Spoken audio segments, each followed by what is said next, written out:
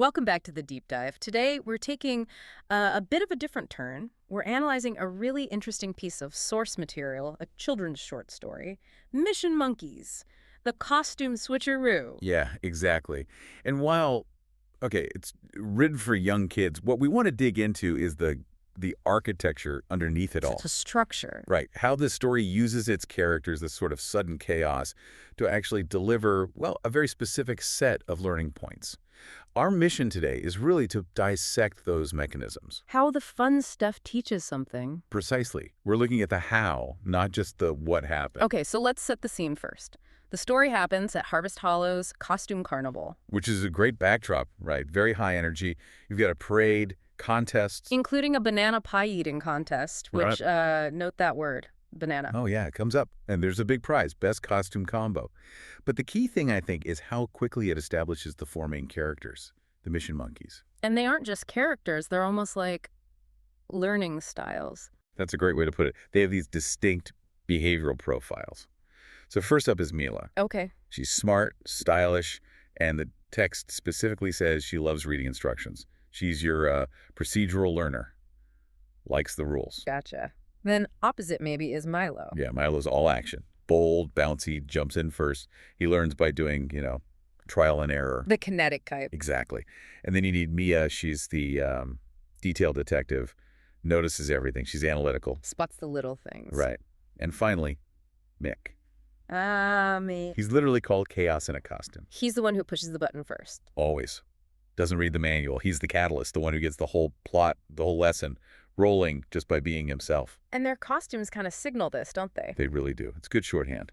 Mila, the organized one, is a sparkly astronaut. Professional. Right. Milo, the action guy, is a giant bouncing banana. Oh. Mia, the detail person, is a fancy fairy with glitter wings. Very precise. And Mick, the chaos engine. He's a detective. Yeah. But his magnifying glass is a banana. There's that word again, already linking him to the problem. It's seated right in there. Which brings us neatly to the inciting incident. The magic mirror. Try on any costume instantly, Booth. Classic setup for trouble. And the source is clever here. Yeah. How does it guarantee Mick triggers it? Well, it uses his character, right? He just jumps on, no reading signs, no waiting. Exactly. Yeah. Impulse. His established trait makes the chaos happen. It feels, well, earned in a way. And boom, ZAP, poof, his detective outfit disappears. And he's suddenly a ballerina bunny. Tutu, ears, the whole thing. Which is funny, but then it gets worse. Right. The mirror glitches. It's not just Mick anymore. It zaps the others. Mila the astronaut becomes a dinosaur. Yep. Milo the banana becomes a pirate.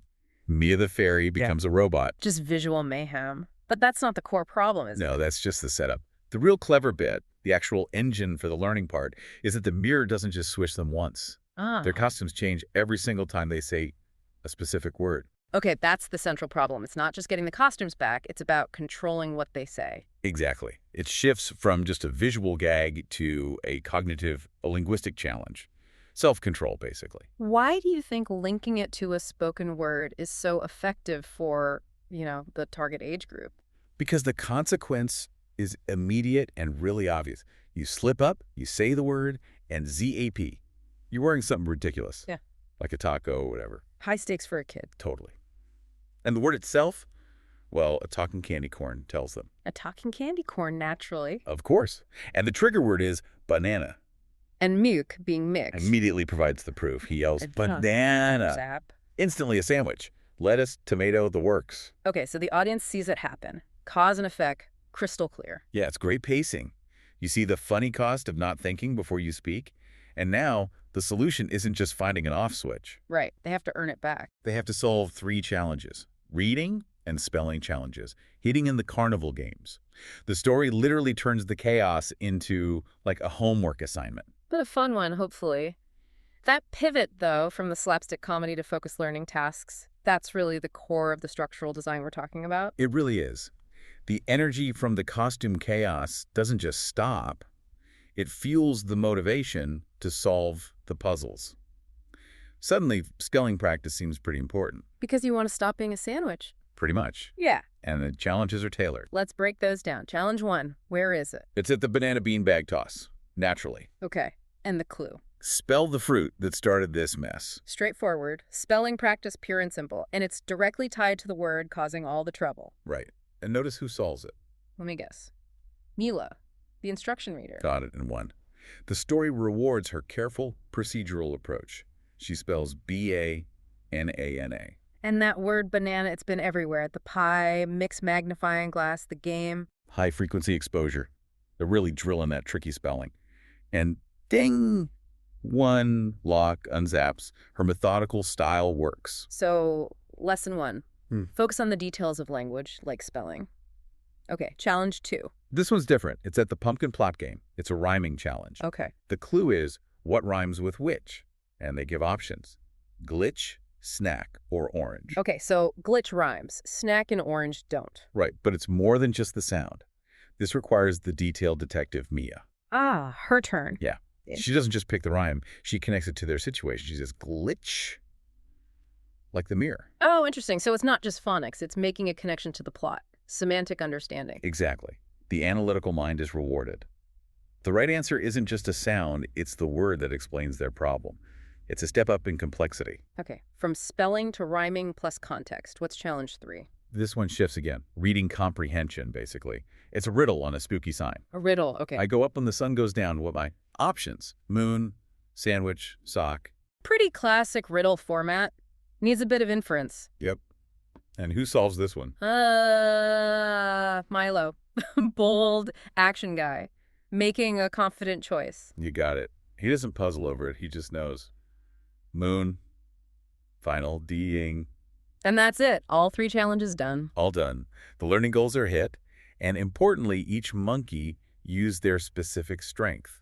Teamwork. Even if they were dressed as, dinosaurs and pirates moments before. So it validates all their different approaches. That's pretty neat. And their costumes go back to normal. Back to normal. Just in time for the big parade. A nice moment of success, applying what they learned. Knowing this story and knowing mech, is that really the end? Well, the source material is smart. It knows that learning impulse control isn't a one-time fix, especially not for mech. Right. So what happens? The final twist. It reinforces the core mechanism beautifully.